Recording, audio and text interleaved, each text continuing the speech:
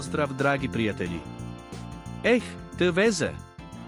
Kao da si na vožnji rollercoasterom, ali umjesto adrenalina, dobijaš dozu stalne tenzije. Gledam Anitu i Anđela kako se svađaju, pa mi dođe da vas pitam, jeste li možda planirali da napravite neki maraton u svađi?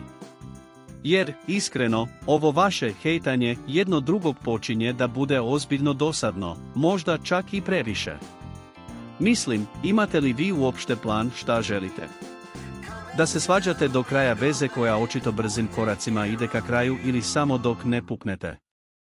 Jer, kažu da svako ima svoj limit, a vi izgleda da ga baš testirate. Ko zna, možda bih vam čak mogao i dati nekoliko savjeta. Na primjer, umjesto da se prepucavate, možete da organizujete turnir u šahu ili neki kviz. Kako bi to bilo?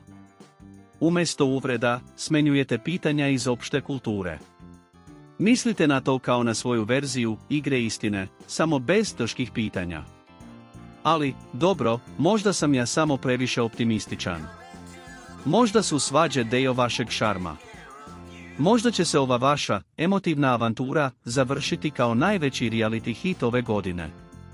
Ko zna, možda ćemo sljedeće nedelje gledati vašu veritbu na velikom ekranu, sa konfetama i svećicama. I tako, dok ljubavni brod tone u moru nesuglasica, mi stojimo sa strane s kokicama u rukama, spremni da gledamo kako se drama odvija pred našim očima, jer, naravno, ništa nije zabavnije od pravog reality spektakla.